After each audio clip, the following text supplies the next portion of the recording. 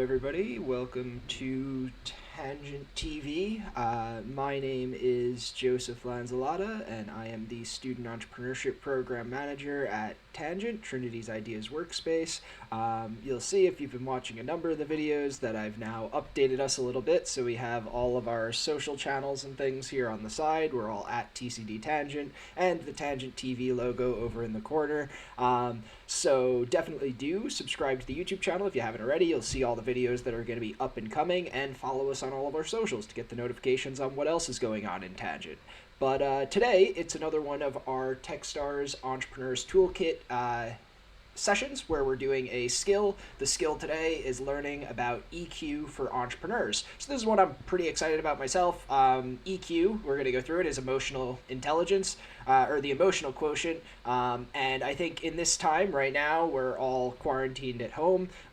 So it is a good time to take some introspective looks and then see how that might affect you as you go forward. So yeah, as always, we're going to go through the toolkit. I see a few of you guys in the chat already who are back from previous sessions. Welcome back, Colin and Aviva. First two in. I expect more people to join as we go, but yeah, for today, I'm going to read. You're always welcome to add if you have anything to say in the comments. I'm happy to answer questions. I'm as much learning alongside you guys as I am trying to guide us through this session as we go through this great toolkit, because there's a lot of great resources online.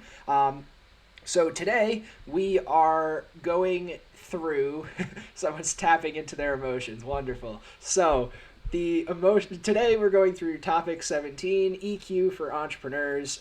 Emotional intelligence, or EQ, is one of the most important soft skills for an entrepreneur to develop. The ability to manage one's emotions and those around you is a powerful tool that can impact the success of your business. Anna Barber, Managing Director of Techstars Los Angeles and certified executive coach, has served as an advisor, strategy consultant, and coach to many entrepreneurs over 10 years, with a focus on the personal qualities that make great leaders and teams. As a former founder herself, she understands the strains, stress, and emotional impact of building a business. Within this module, she'll share how to build and leverage emotional intelligence that can help you connect with your team, become a better leader, and grow your business for the future. Cool. So there's a lot in this today. I will say I have gone through some of the videos just briefly. There's a lot of content, and then there's also a lot of workshops that come after it. So we're going to go through the content kind of as quickly as possible. And then at the end, I'm just going to introduce you guys to the workshops, because a lot of this is introspective. You're going to kind of look and work with your team potentially on developing something out of this with the exercises that are provided. So without further ado, we are going to start out by watching the trailer. What we're talking about today is emotional intelligence, or EQ, and the role it plays in your success as a founder. Research suggests that EQ may be twice or even 4 times as important as intelligence in your success. The definition of EQ is the ability to recognize, understand, and manage your own emotions, and recognize, understand, and influence the emotions of everyone around you. As a leader, you want to manage what you say and what you do. You've got to know what you're feeling, because your thoughts are driving your feelings and your actions. The majority of people don't know what their strengths and weaknesses are, and don't know how their words and their behavior affect other people. So the fact is, there's a lot happening in our brains that we don't know. Fear can be a great driver. The most powerful leaders are those who acknowledge and embrace their fear and then turn it into an asset. Love that. Acknowledge and embrace your fear and turn it into an asset. I am excited to learn exactly how to do that today. So this is what we're going to be going through: an introduction to emotional intelligence, build self-awareness, be present, manage your fears, use flexible thinking, embrace feedback, become a strong coach. So everything from how to do it yourself to how to coach others. So I'm excited about that. As always, we're going to go through the videos first, and then we'll go to do the exercises. Each of these videos is a bit longer than some of the normal ones, so anywhere from 6 to 8 minutes, you'll see as I start the video. But yeah, there's 7 of them, I believe, so we're going to go through all of them throughout today. Starting with part 1, Introduction to Emotional Intelligence. Emotional intelligence, EQ, has shown to be 4 times more important than IQ when building a business. In this video, you'll learn about how EQ impacts leadership and communication skills and drives company growth. Very good.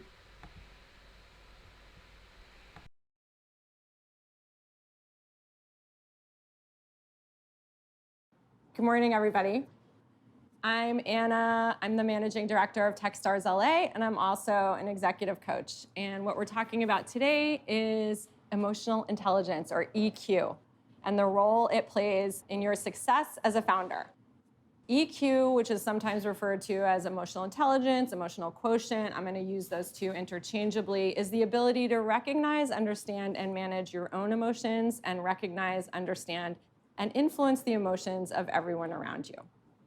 So research suggests that EQ may be twice or even 4 times as important as intelligence or IQ, as hard skills in your success. In the startup community, and in particular in the tech world, we place like an inordinate value on hard skills and kind of what you know and where you went to school and what your role is. But the fact is that soft skills are probably harder to train and even more important in your overall success than the hard skills. But they're difficult to pin down and identify and find ways to develop. So that's what we're going to focus on today, is actually identifying what those soft skills are and then how you can build them. I actually do believe that emotional intelligence is something that you can practice. I also believe that we're never actually done practicing, so we're constantly, working on it. Let's look at some different tools. What we're going to cover in this is self-awareness, first of all, which is the cornerstone of everything. You can't work on it until you're aware of it. How to be present, how to use presence to pay attention to what's happening around you, how to recognize and manage fear, what flexible thinking is and how to use it as a tool to grow your company. Then we're going to take these skills and we're going to apply them where all the problems show up, which is other people. Because, we don't have problems. We only have problems in relation to other people. So we're going to look at feedback, how to get it, how to give it, and why this is important, and then spend a little time talking about coaching and how to coach yourself and how to coach your team around you to help them grow. I believe that personal growth drives company growth. So the more you can develop these skills and the more you can be a great coach for your team, the more effective and productive you're all going to be. So what exactly is EQ? The definition of EQ is the ability to recognize, understand, and manage your emotions, and recognize, understand, and influence the emotions of others. In practical terms, this means being aware that emotions drive behavior and impact people both positively and negatively. And learning how to manage them, both ourselves and others, is key, especially when we're under pressure, as we often are. So we can look at EQ in 4 quadrants. And this was developed by Daniel Goleman and based on a lot of psychology research at the university level. So first we've got self-awareness, which is really where it all begins. This is the ability to understand your own strengths and weaknesses, to understand what your core values are. What do you care about? What really drives you? You'd be amazed how few people actually know what it is that motivates them. What's your why? And then what are the things that set you off? What are your triggers that get you into the emotional part of your brain so that you can't think as clearly? Being self-aware means understanding all of this. Then we move to self-management, which includes being able to stay calm and positive in a crisis and being able to recognize and detach from feelings rather than letting them drive your behavior. Good self-management allows us to focus under pressure and be adaptable, to be in a state of continuous improvement, and to set high goals and reach for them. So now that we've got ourselves kind of all under control, we move to social awareness, which starts with empathy, the ability to understand and share the feelings of someone else. This applies both with your team, but also with your customers. The next level of social awareness is being able to read a room. So when you walk in, you can understand the dynamics and you can see how people are relating to each other, which is going to help you communicate better. It doesn't take a huge leap to understand how this is going to help you sell more and also help you raise money. Then in the last quadrant, we have the ninja level EQ skills, the social skills, which includes everything from being able to give and accept feedback well, to being able to build and inspire trust, to use your understanding of someone else's perspective to influence them, and then the ability to be an inspiring leader, which is something that we all want. Many investors, myself included, ask questions around EQ before making an investment. So the core thing I look at when I'm looking at a CEO is this someone that I would work for? Is this someone that I believe that I could follow as a leader? And that really goes directly to EQ. What I'm saying is this a person with high EQ who I believe has the ability to be an inspirational leader? So that's pretty deep, because you may walk into a pitch meeting and think, wow, what they care about is how good is my idea and how good's my plan and how good my slides are, when the person sitting across the table from you is really looking at, is this someone I could follow? So making an investment in EQ and really thinking about it is going to just make you, such a more impactful leader and make those meetings go so much better. I think EQ is it's like a little bit like good taste. Like everyone thinks they have it. Everyone thinks they have good taste. Like everyone thinks they have high EQ, but like that can't really possibly be true, right? So in practical terms, the truth is, for good or bad, that all of this stuff is related. There is no such thing as a decision that is devoid of feeling. As a leader, you want to manage what you say and what you do. You've got to know what you're feeling, because your thoughts are driving your feelings and your actions. Your feelings are determining your thoughts and what you do. And believe it or not, your actions, what you do, actually influences your thoughts and your feelings. So the idea that you could kind of take emotion out of the equation, as some of us would like to do, and just be completely data-driven, it's just absolutely not realistic. Ignoring your feelings in all of this is just never going to work. So we have to understand how the three things work together.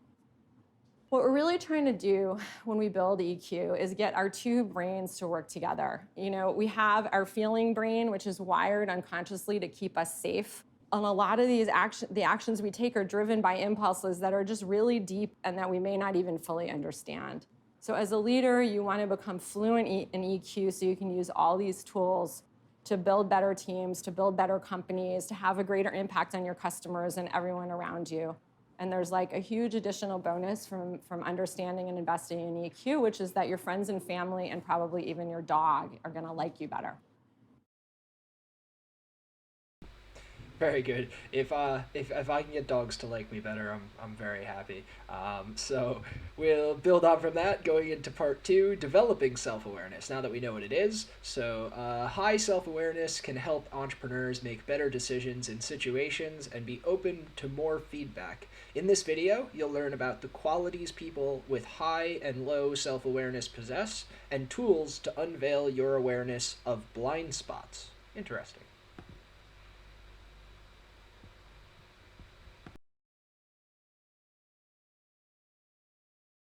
So let's dive right into self-awareness. How many people think that they have high self-awareness? I'm expecting everyone's hands to go up. Come on. Okay. According to Harvard Business Review, 95% of us report having high self-awareness, but actually only 10 to 15% do. So that means the majority of people don't know what their strengths and weaknesses are, and don't know, how their words and their behavior affect other people. Like, wow, that feels like a really big problem to me. So if you're the majority of people who think you're self-aware but actually aren't, that's a massive problem for not only you, but for your company, because especially at the beginning, you are your company. So let's look at, a really, really extreme example of someone who's not self-aware. And I just like to stop and note that, I think a lot of us have become aware that we're not self-aware recently, because there's a lot of people that have taken these unconscious bias tests online. We all think, oh, I don't have unconscious bias. I'm completely not biased against anyone. And then we take the unconscious bias test and it shows that we are. So the fact is, there's a lot happening in our brains that we don't know. But let's look at an extreme example here. So, someone who's not self-aware cannot accept feedback, don't know what they're good at, don't know what they're bad at, don't know what triggers them, so aren't able to identify when they get into an emotionally triggered state. They might actually have an inflated sense of their own performance, tend to take credit for, does anyone know anyone like this? Tend to take credit for other people's achievements and blame others when things don't work out. And finally, they may even hurt other people without realizing it. I'm sure we've all worked for someone who isn't self-aware. And it's an incredibly painful thing especially when you're in a reporting position with someone who lacks self-awareness. It's just almost unbearable. So now let's look at someone who has high self-awareness. Someone with high self-awareness understands what they're feeling and why. They know their own strengths and weaknesses. They know what drives them and what they care about and what their values are, which, by the way, also informs the company's values and helps them bring in people that share those values. Because they know who they are, they can present themselves with confidence, but also humility, and then make better decisions quickly and even in uncertain situations. So early on in life, like, this might not matter so much. We've all seen people who lack self-awareness who are high achievers in school. So when you're in school, the rules are clear, the guardrails are clear. You know what you need to do to get an A in this class or that class. The teachers aren't really looking for self-awareness. They're looking for, material that you've handed in on a test. It's very transactional.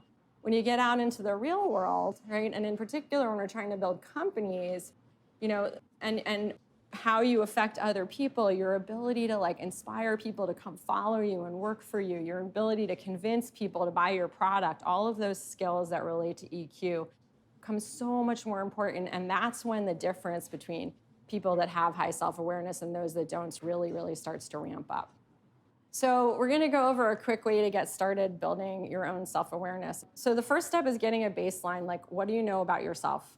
So this is a pretty easy exercise. You're gonna write down four lists of 5 things each. When asked to describe ourselves, we normally focus on the external stuff, kind of back to the hard skills. So we talk, who are you as a person? You might think, oh, well, I went to this school and, this is my job title and this is where I grew up and these are the things I know about. We tend to talk about things that are external, but what I'm talking about is our inner self, not our external self, which is a lot harder sometimes for us to identify. So you're gonna write down your strengths, improvement areas, your core values, and the things that trigger you. Once you've got your list, you don't wanna necessarily post it on your social media, but you might wanna share it with someone that knows you really well and get their reaction. What is on your list that they didn't expect and what is missing from your list that they think should be there? And that can be really informative. So I'd like to just spend a minute on personality assessments, because sometimes when people think self-awareness, they think, oh, I should go take the Myers-Briggs, or I should take the DISC, or the Enneagram, or the Strengths Finder. I've taken all of these, by the way. So I think they're really useful, but they're kind of just one piece. An assessment on its own doesn't create self-awareness. It's just a tool in kind of pointing out blind spots, things you don't know about yourself, or just giving you just kind of another perspective or a set of vocabulary to talk about, who you are. So to illustrate this, I will throw up some of my results and talk about how these sort of inform or relate to my own self-awareness and self-assessment. So think about these things as preferences or tendencies rather than fixed qualities. And that's really, really helpful, because then it sort of gets you out of this idea of this is how I am to this is what I prefer, right? This is what I prefer. And then I can kind of correct for that. So I prefer extroversion, right? Which means maybe sometimes I actually need to build my inner introvert up.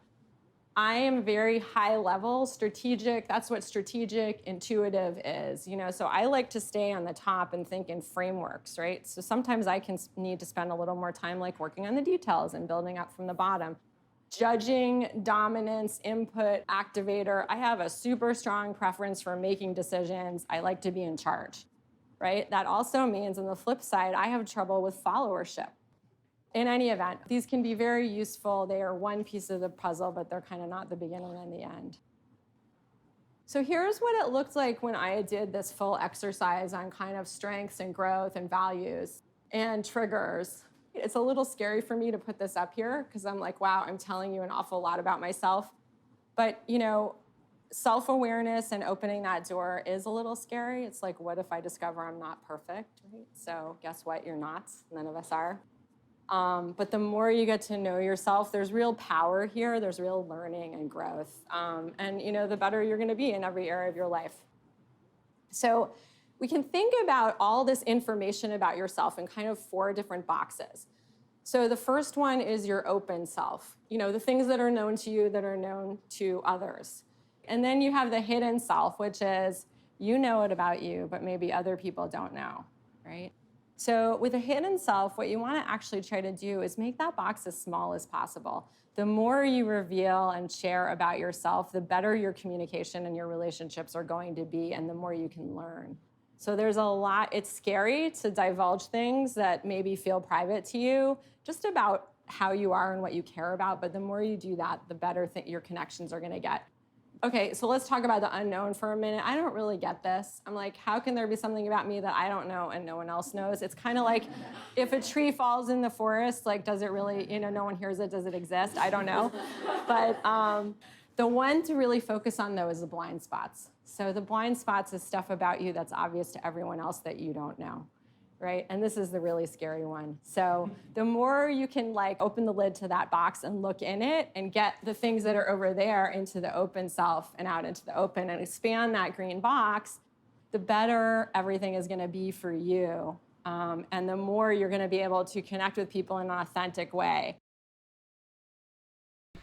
That's really interesting. I love that a lot of this is very visual. I don't know about everybody else. I tend to be a more visual learner, so the fact that there are these graphs and you can kind of work from them is really useful to me. I've already looked ahead, this workshop, there's actually a workshop built around that graph and how you might be able to do that with a team of people. So that's something to look for afterwards. We'll have it for you. Also, Colin, I just wanted to mention, yeah, it's a wonderful thing to get into coaching. As Joseph mentioned, there are a lot of, actually, Techstars has a lot of startup weekends, and those Techstars startup weekends have mentors, have coaches. I've mentored and coached I've actually mentored on one of them, but I've been a part of a number of them. It is a great initiative. The next one is the COVID-19 digital one, which even if you can't mentor for, it's worth being involved. It gives you a sense of how you might help out. But yeah, coaching is a massively rewarding process, so happy to see you get involved. So part 3, be present. The simple act of being present during a meeting can reduce miscommunication and wasted efforts. This video will discuss the positive impact of mindfulness at work and how it can bring about higher creativity, connection, and production with your team. Awesome.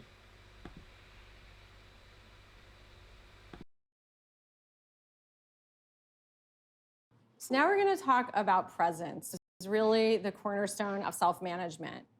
So there's physically being in the room, like we're all here, but we have various degrees of sort of actual focus and mental presence that we're bringing. So mindful presence is being aware and attuned to where you are and what's happening with your feelings and the feelings of everyone around you. So when we think about mindfulness, everyone thinks meditation. So meditation is amazing, and I highly recommend that everyone do it. But the fact is, meditation is not the only tool that you have in your toolbox to get present. Let's just do a quick exercise. It's called feet on the floor. Just notice that both of your feet are fully connecting through your shoes to the floor. If you're sitting in a chair, feel where the chair is coming into contact with your body. Just close your eyes for a minute and listen to what you hear in the background.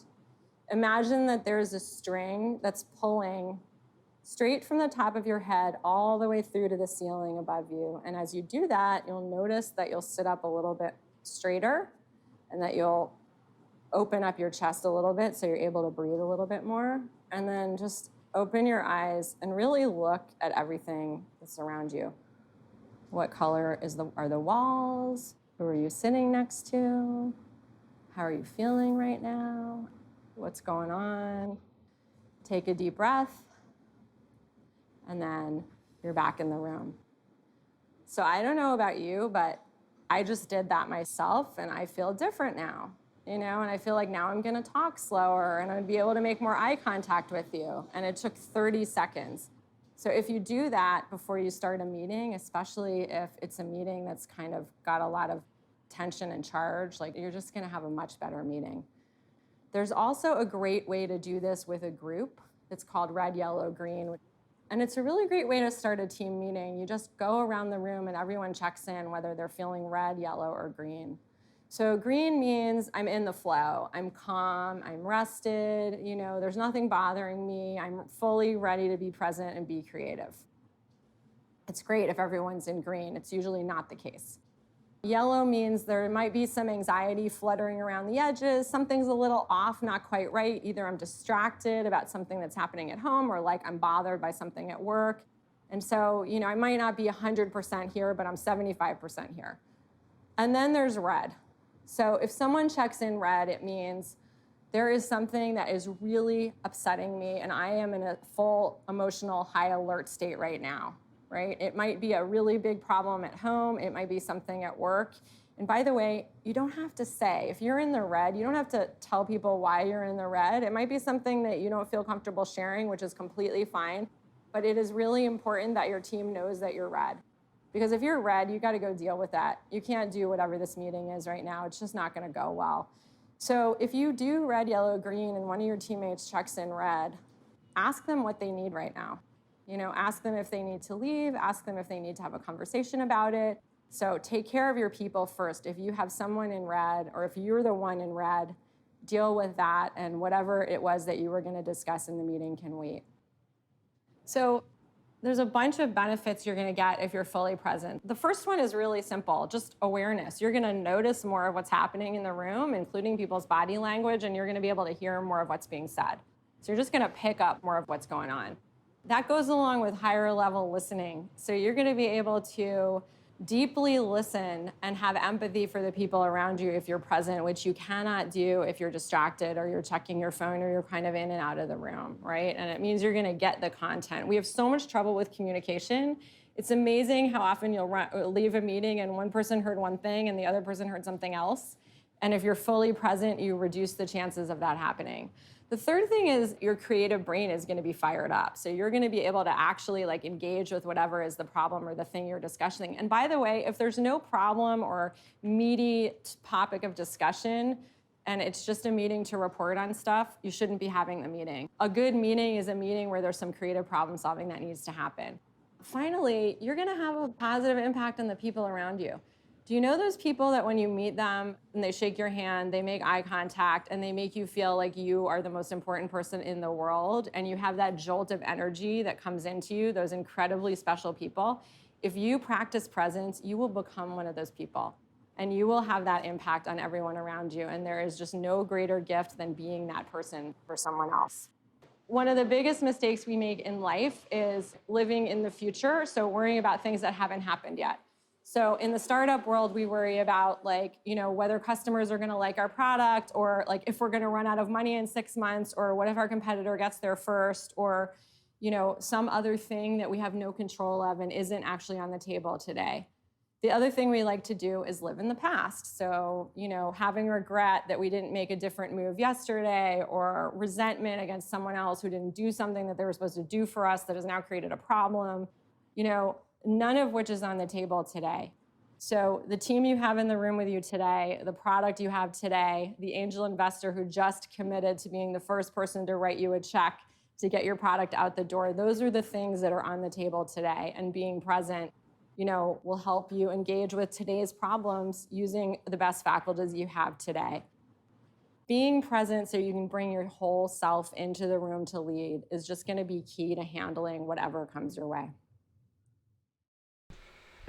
Very interesting, very good. So I love the red, yellow, green. I think that's a really important thing to have, just because sometimes if you're not all there in a meeting at the start of it, it's important to have that space to be able to say, I'm not all here, so people know what they're working with and don't assume the best of it. Some interesting tips, some interesting tools there. What I will say, I see a lot of conversation there in the chat about kind of coaching courses. One thing I'll say just now, since I am here, I am going to be building out towards the next month, what it is that I'm going to continue doing with this, because it's gone well. You guys have engaged. It's really good. So there will be more than the Techstars toolkit. And if coaching is something that you guys are interested in, if there's anything else that you guys are interested in, put it in the chat. I'm taking notes on it, and I'll keep kind of notes of it and try and find the best content that's out there that is kind of in the innovation entrepreneurship space. So yeah, with that, we're going to move on. So managing your fears. Fear can inhibit creativity, production, impact decisions, and more when building a business. In this video, you'll learn how to embrace and manage your fear and return to a balanced state. Here we go.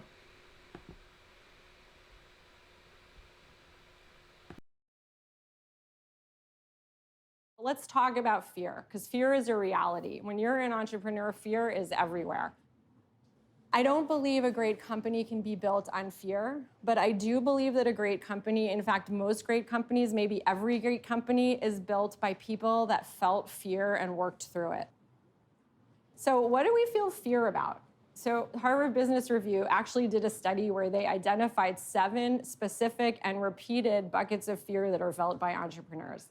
Okay, so the basic one is financial insecurity. It's really risky doing a startup, right? You're not building your 401k. The second one is running out of money, right? The most common fear of entrepreneurs, we're not gonna outlast our cash on hand. We're not gonna be able to make it. We've got 7 weeks, we're running towards a wall. The third one is imposter syndrome. It's the idea that I've tricked people into giving me money. They think I'm someone that I'm not, and I actually can't do it. And I'm gonna get found out. The next one is that the idea is no good. I've convinced people that this really great idea, is gonna change the world, and I'm not sure I 100% believe it right now. And then there's the shame or embarrassment factor. What is it gonna be like when I have to, tell everyone the company blew up and that I failed? I can't even stomach that feeling of imagining what that's gonna be like. Then there's the team. I didn't hire the right people. They're not going to be able to do it. I don't have the right people around me to execute. And finally, the opportunity cost, that big corporate job that you didn't take where you would have been building your 401k, and I'm never going to get it back, and I got myself off the path, and see, now I'm spinning. I am getting upset just talking about this stuff because I have been there, and I was that founder, and I had all of this. It's real and it's no fun. But here's the thing: fear is not all bad. Right? I don't want to say that all fear is bad. Fear can be a great driver, right? If you're saying, I got to work hard, I need to figure out my sales channels before I run out of money, or you're going, I got to hit my goal this week because that's what I said I was going to do, that can be really, really motivating. It can drive progress and learning. But here's the thing. It's incredibly damaging when fear becomes physical. When you experience fear as a physical sensation, it stops you from being able to be effective. You're tense. Your heart rate goes up, your breathing increases, your blood vessels constrict, right? Your mental focus, becomes insanely sharp. So this is the classic fight or flight response, and that is driven by your amygdala. Your brain is going, what do I need to do to stay safe? So how do you think that is going to affect your ability to make good decisions? So the fact is, you cannot build a great team or a company or even have a good day when you're feeling like that. So when you become aware that you're in that feeling, you're having those physical fear sensations, just stop. Just slow everything down. Don't make any decisions. You got to address that. Back to sort of the idea of being in the red, right? If you've got that level of fear, you're in the red. Go back to your presence tools. Go for a walk. Get outside. Do something physical. You can talk to your team. I personally find that when I say how I'm feeling, it cuts it in half at least, if not more, right? It's a little bit it's not that the fear isn't real. The fear is real and it's rational, but it also reminds me a little bit of the monster under the bed, and when mom and dad comes in and looks under the bed and the monster's not there, the kid feels better, right? So it's a little bit like that. When you share it, it kind of, fear hates the light of day, so if you're feeling that way, you share it with someone else, it's gonna help you lessen it.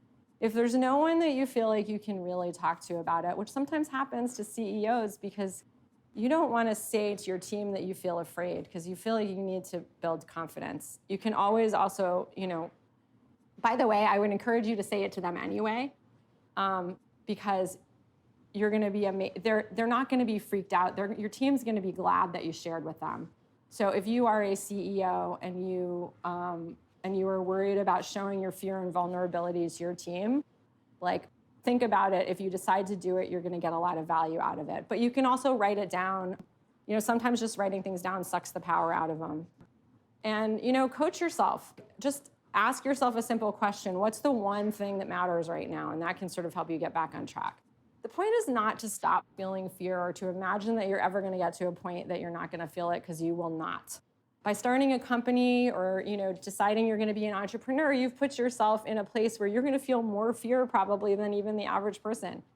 The point is to recognize when it shifts from working for you to working against you, and then to manage it. So I love to say, feel the fear and do it anyway. The most powerful leaders are those who acknowledge and embrace their fear and then turn it into an asset. Very good. So embrace your fear. An interesting takeaway to go with. We'll keep moving forward because there's still part 5, 6, 7. We still have 3 videos to go before we're at the end. And I do want to have at least a small chance to show you guys the little exercises that are at the end because I think they're valuable. So part 5, use flexible thinking. Asking questions that generate new thinking is one trait of flexible thinking.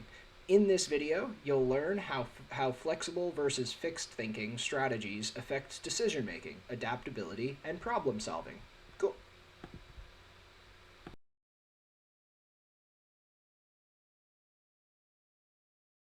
Okay, so this is like my favorite section.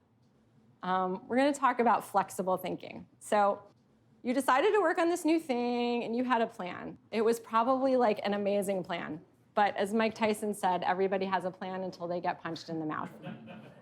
The one thing we know for sure about your plan is that it is wrong. Your plan is wrong, your financial projections are wrong. Whether things turn out great for your company or blows up, it's not going to be what you thought. The fact is, what you know about your business is a tiny fraction of everything that there is to know. So if you know this much about your industry and your business and your competitors and your customers and your company, there's another 95% out there that you don't know. If everything was known, somebody would have already done what you're doing right now. So you made your plan with only 5% of the available information. Of course your plan is wrong. And that does not mean it is a bad plan or that you are not smart. The number one thing that highly intelligent people have in common is that they're wrong a lot. Jeff Bezos said that. So to be an entrepreneur, you have to get great at being wrong. You can call it growth mindset, you can call it learning mindset, but today we're calling it flexible thinking. So what are the elements of flexible thinking? So there's this cliche, strong opinions loosely held. People like to make fun of this on Twitter, but it's a cliche for a reason, and that's because it's really useful. So strong opinions means that you have a point of view and you're moving in a direction, right? You have to do that. If you're not moving in a direction and you haven't made a commitment, you're circling the drain. Loosely held means you're willing to abandon your strong opinions in the face of evidence to the contrary. You are taking a hypothesis-driven approach. You have beliefs about your business, you're moving in a direction, you test your beliefs, you talk to customers, you get data. And if the data shows your hypothesis was wrong, you don't go looking for better data. You say thank you, and you change your plan and you go test the next thing. This involves a total detachment from needing to be right. As an entrepreneur, you have to stand in the mirror practicing saying, I was wrong, I was wrong, I was wrong, I was wrong, over and over and over and over again until it's just as comfortable for you as saying hello. The core skill early in your company is learning. You gotta also be comfortable in a state of just not knowing, which, by the way, I hate that, right? I'm a J, like I wanna make a decision, like I just wanna get there, I wanna know. I hate not knowing. But that's really the definition of being a founder, is just being comfortable with the unknown. And then what is gonna get you through this, and the key to success, is a commitment to asking continually better questions. The questions that you're trying to answer determine what you're gonna be working on, and that is gonna determine how quickly you're gonna make progress in your business. So what are good questions? Good questions are sometimes called powerful questions because they generate thinking as opposed to generating a simple answer. They can't be answered yes or no, and they may have many different possible answers. A powerful question invites creative thinking and questioning of assumptions. So you might be sitting with your team and saying, who thinks we should start charging our beta customers? That's a question that you could ask. It's not a very powerful question because it's just asking for a yes or no, and it's not prompting a discussion.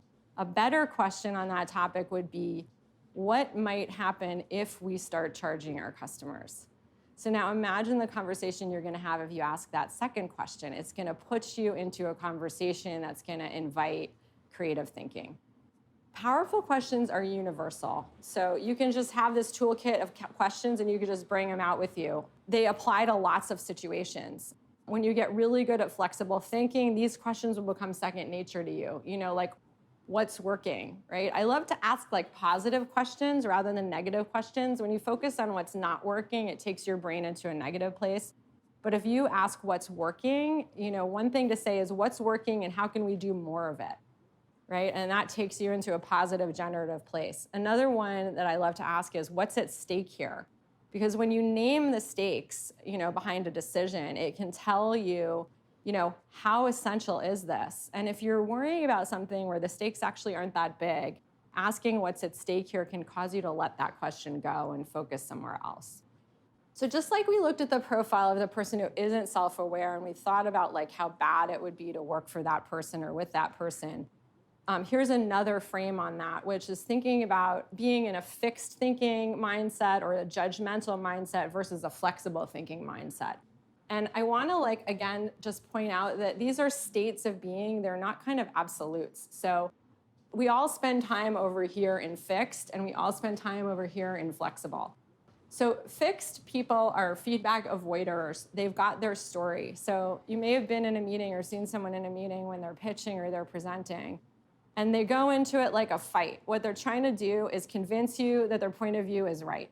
So if someone asks a question, the purpose of answering the question is to knock down the assumptions, right? Whereas if you go into a meeting with a different kind of flexible attitude and someone asks you a question, where you can go is curiosity. Like, oh, what a great question. I hadn't thought about that before. Let me respond and kind of engage with you on the question that you've just asked. It's just a completely different approach. Where do you think fear puts you? Fear puts you over there. Ego, needing to be right, puts you over there. Fatigue, being triggered, puts you over there, right? So we all get over there, and we need to work to get back over here. And how do you think it affects the rest of your team? It is not surprising that flexible thinkers are much more effective leaders. Flexible thinkers build loyalty, build trust, they're able to show humility, and they engender cooperation and a greater taking of risk by everyone on their team because they create a safe space for that to happen. So we're never going to be there 100%, but the more time we can spend in flexible thinking than fixed thinking, the better everything is going to be.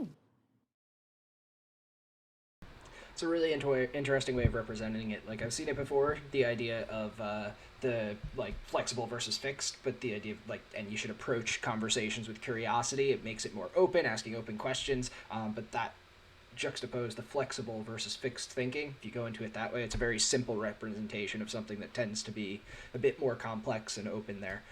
So part number 6, embrace feedback. If you look at feedback as a good thing, it's an opportunity for growth and learning that can positively impact your business. In this video, you'll learn about the 3 types of feedback for growth and how to give and receive feedback. Awesome.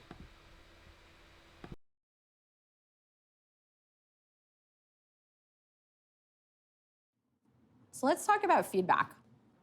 Who loves to get feedback?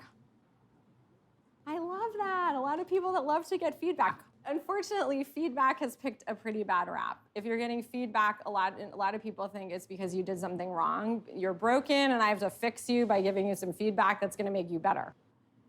So in the context of being an entrepreneur, and actually just in the context of life, we need to flip this on its head. Feedback is a positive. Feedback is learning. Feedback is growth. So when you're getting feedback, you don't have to agree with everything that's being said, but flexible thinkers, like we just saw, are open to feedback and look for the learning opportunity in it. So, one of the reasons why we don't love feedback is because it feels like evaluation, but actually evaluation is only one of the 3 kinds of feedback. And it might be actually the least important, especially in this context. So there are 3 kinds of feedback, and they're appreciation, evaluation, and then coaching. So let's talk about appreciation first. Appreciation is feedback, right? And you should just hand it out. Just give it out like candy. In fact, give it out more than candy. It's better for you than candy. So, when people are doing things around you, that are helpful, notice them, right? Just show people that you notice them and care. I'm not talking about the culture of giving everyone a trophy. I'm just talking about the culture of we're all working really hard. Let's take a minute and just thank each other and acknowledge, right? That feels really good. It's not evaluative. It's just saying thank you. You should also be doing evaluation on a regular basis with your team. People should have a defined job description and goals that they need to meet, and you're going to want to check in every once in a while, 3 months or 6 months against those goals and kind of track and see how people are doing. But what I'm talking about now is the kind of feedback that sort of happens on a daily basis that's just meant for growth. It's not evaluative and it's not pure appreciation, it's coaching and growth feedback. So how do you become great at getting and giving feedback? So one of the ways is you ask for it, right? The best kind of feedback is the kind of feedback that you asked for. What did I do well in that meeting that we just got out of? Like, what didn't go so well? Ask someone for feedback right in the moment, and then you'll be able to incorporate it right away. But make sure you're ready. So if you're feeling triggered or you're feeling a little upset or off, not a great time to get feedback.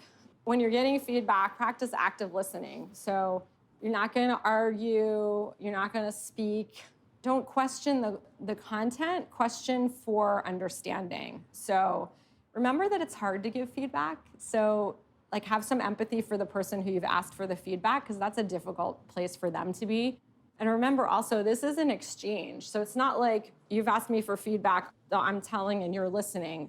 We're having a conversation. Then you might check for understanding. So what I'm hearing you say is that you didn't think that I handled the market sizing question well, that you thought that my answer sounded defensive, right? You want to check and make sure that what the other person said is the same as what you heard. Once you're pretty sure you're clear on what the feedback was, say thank you, accept it, and go away. You can decide later what you're going to do about it and how you're going to address it. And it may take a while for it to sink in. And then on the flip side, when you're giving feedback, before you give it, make sure the person that you're going to give it to actually wants it. I noticed something in there I'd like to share with you. Is this a good time for us to talk about that? Right? And when you're giving someone feedback,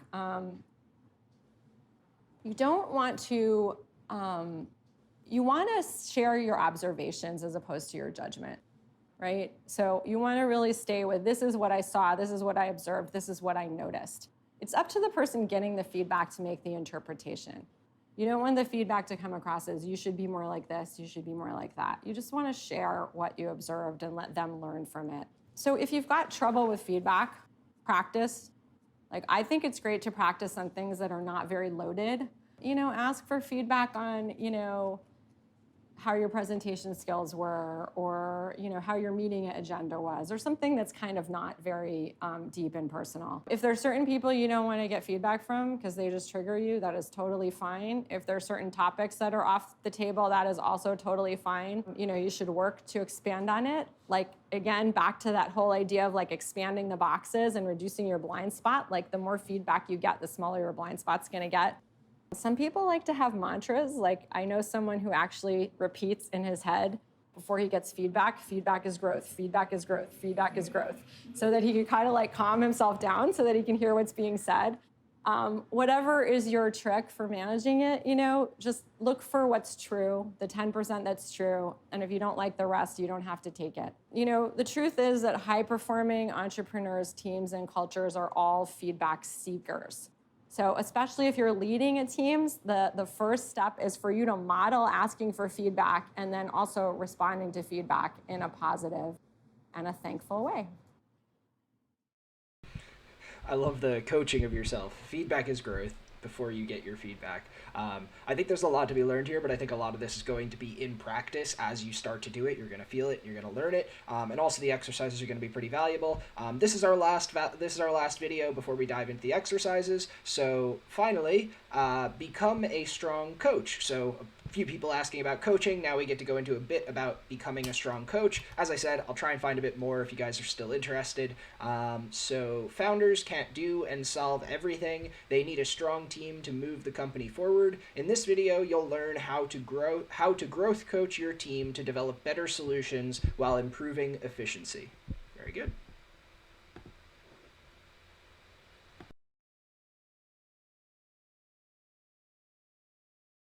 We're going to talk about coaching. So we used to think that this was a coach, right? When we thought of the word coach, we thought about sports. And now we think that this is a coach. Like, a coach is Wendy Rhodes in Billions, designed to get the top performance out of the traders. But we're not talking about either of those kind of coaches today. Today, we're talking about growth coaching. So, what is coaching exactly? Coaching is focused on questions and focused on the future. It is definitely not therapy, okay? We're not gonna be doing therapy with the people that we work with or even our family members. Therapy is backward looking and helps shed light on problems and patterns and what the causes may have been in the past. It's also not consulting, which is about evaluating problems and recommending solutions. And it's not really mentoring. Mentoring is about, someone who has more experience, like sharing their experience, to help someone who's less experienced by sharing wisdom. So coaching is future-focused and question-based. So if you're a manager, you're leading a team at a startup, you definitely need to spend some time over here, but you want to spend as much time as possible over here, because that is how you're going to help your team get on a steep growth curve so that the company can grow faster. The more effective your team comes at solving problems by themselves, as opposed to going to you for the solution, the better you're all going to be. If you're an entrepreneur, you get very used to, when you're a solo entrepreneur, kind of doing everything yourselves and having all the answers. And it's really, really hard to, when you have a team, not to just treat them as an extension of yourself that's going to enable you to be more efficient by taking things off your to-do list and putting it on theirs. That's not going to get the best kind of mileage and results out of your team. And frankly, it's not going to make them feel very happy and fulfilled. So if you can get out of that mindset and have them own their own workflow and their own decision making and empower them by being a coach as opposed to an instructor and a list giver and an order giver, your team's going to be so much more happy. The other thing is, we all need to grow. Everyone wants to grow. And research shows that sustainable growth on a personal level has to be internally generated. So if you want to be an effective coach for your team, you have to kind of unlearn that skill of just telling people what to do and, get into a position where you can really lean back and let them find solutions. So coaching is a relationship between any two people, in which the coach supports the coachee to make a meaningful change. It's future-looking, it's aspirational, and most importantly, it is owned and directed by the person who is receiving the coaching. Here's a quick methodology that anyone can use to coach someone else on a specific issue. We're just going to call this spot coaching, because this could just be a 10-minute conversation. So who can you coach? Anyone. You can coach your child, you can coach your parent, you can coach your team members, you can coach your employees, you can coach anyone who asks, and exactly 0 people that don't ask you, right? So if the person you want to coach who you think needs coaching doesn't buy into it, non-starter. So what's a coachable issue? So anything for this purpose, sort of anything where personal growth and work kind of intersect. So this could be career development, it could be time management, it could be stress, work relationships, leadership style. It doesn't have to be a big thing to be a coachable issue. A great coachable issue that comes up all the time is I'm constantly late to meetings. What can I do about that? Or I want to get to inbox 0 is a coachable issue. So anything can be the way into a coachable issue. So you can have a coachable conversation in 10 minutes. This could be 7 questions. So a great starting point is what's on your mind. Then I love to ask the question, and what else? Because usually the first thing someone says isn't actually the issue. You can keep digging by saying, what's the real challenge for you? So it's kind of like you're going level deeper and a level deeper and a level deeper. Asking what you want, this might feel obvious, but sometimes by asking this question, you can help people discover what they really want, which they might not even be aware of. So they might be looking at a problem from the outside and not really know where they're even coming from until they hear you ask that question. If you're saying yes to this, what are you saying no to? This is helping people understand their choices and how they value different things. So you're not telling them what choice to make. You are helping them uncover the unconscious decisions when they're choosing one thing over another. And then the final question is great, because you're asking for feedback. When you ask someone what was most useful to you, you're saying, what did I do that helped you? Help me be better at doing this in the future. So, we all feel pressure to get stuff done and to have the answer. So it's really tempting to jump in with advice and solutions, or share your own experience. If you really want to coach someone, don't do that, okay? I've done this so many times. I've made this mistake, right? I'll come in because I'm oh yeah, I get that. I've been there, and you want to share and connect. You'll see the person's eyes, it's the curtains came down, right? Because now you're not talking about them and helping them do the work. You're sharing about yourself. You'll be just amazed at how much more powerful an experience this is if you can stay out of sharing your own experience and just really lean back instead of leaning forward. Coaching is not just a process like we just went through, it's also just a way of being. There's actually a great book called The Coaching Mindset, which talks about this, and it's about kind of bringing a coaching perspective to everything that you do. So the essence of being a coach starts with presence, right? It all comes back to presence. So like literally just being there fully present and really listening. Then, having an empathic stance. Like, do you hold everyone that you work with and the person that you're speaking with in unconditional positive regard? Are you really listening? Are you listening to either fix, solve, or critique? Emotional engagement. Like, is your level of emotional engagement appropriate? Like, if somebody tells you something that is deeply upsetting, you should be connecting with what they're feeling, right? You're not detached, you're engaged. Boundary awareness, so understanding like what is theirs to fix versus yours to fix, right? And really kind of drawing a clear boundary so that you're not solving someone else's problem. And finally, like the courage to challenge. When someone says something that doesn't ring true or where you feel like they're not being honest with themselves, having the courage to call time out and say, that doesn't sound quite right, can be really, really powerful. Sometimes people need that. They need you to challenge them. So if there's one thing to take away from this idea of coaching, it's moving away from fix, tell, solve. And you need to spend some time there, right? We're all trying to move fast, but the more you can stay and ask, listen, reflect, like the better everything is gonna be for you and your team. And when we kind of go up back to the level of sort of overall emotional intelligence, your job as an entrepreneur and as a leader is not to have answers. Your job is to have questions. And your legacy, it might not be creating the next unicorn company. Like for most of us, like that's not gonna happen. But what will definitely happen is that you are going to have an impact on everyone you work with and on everyone around you.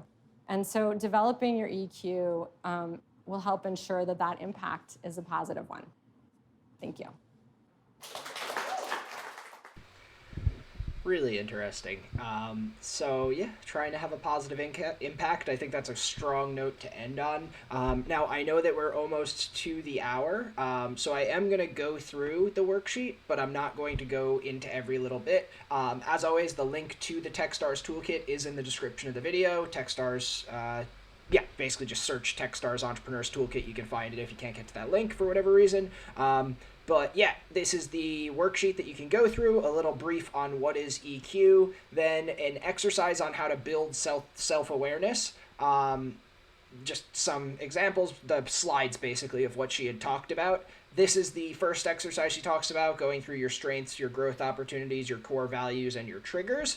Then this is an exercise wherein you share adjectives about the people that you're working with. So adjectives to describe people you're working with, and they'd put in some that would describe yourself. Once you've done that, it helps you create this section. So open self is if you put down your adjectives and they match the adjectives that somebody else said about you, then they go in open self because people know that about you. Then your blind spots are things that other people knew about you, unknown to you, but were known by others. Your hidden self, known to you, but not by others, so things that you would have put down and nobody else said, and then the unknown is kind of just out there, things that nobody said. So an interesting exercise. This is kind of, then you can look at that and kind of see what surprises you and try and learn and grow from it. Then exercise about being present. This is where we did the meditation. What I will say is in Tangent, we have every day since we've been at home at 12:30, we are doing a mental wellness meditation, 30 seconds, maybe a minute at 12:30 every single day. And we can call in and we all just sit. We have a guided meditation every day. It's wonderful. I would highly recommend incorporating it into your schedule in some small way. It really kind of wakes you up for the second half. And then the starting of the meeting, doing the green, yellow, red. This was the exercise she talked about. It's just explained in a bit more detail what the green, what the yellow, what the red means so that people can know where everybody is at on a given day. Commitment to mindfulness. This is the managing of your fears, some of the detail that she put in about managing your fears. What are your big fear triggers? How does it affect you? What is your action plan when you feel that trigger, when you feel that fear? And then use flexible thinking. So here are some powerful questions, how to have open questions, as she discussed. embracing feedback, even if it takes just saying feedback is for growth, is for growth. That's whatever it takes to help you get through, but there are some key strategies here. And then at the end, how to become a strong coach. So to those of you who mentioned you're interested in coaching, these are some kind of things you might want to read a bit more through. As I said, I'm not going to go through all of them right now for the sake of time. You can click into the toolkit and you can go through these exercises yourself, whichever one you find the most valuable. Dive in.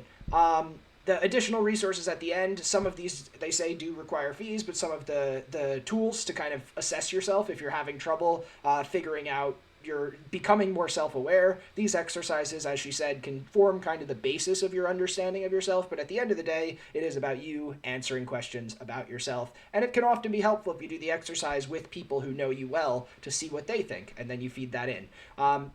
So that is all that feeds into the EQ journaling section, which is kind of the process of doing this kind of on a regular basis. And you can feed into this the building self-awareness, what I did well, what I could have done better, where I struggled to make a decision, values, and what triggered a strong reaction. This is a daily exercise that you can incorporate into your kind of end-of-day routine. If you incorporate it into your end-of-day routine, that can be wonderful. It can kind of build over time, and you can understand what's making you do well and what's making you do not as well.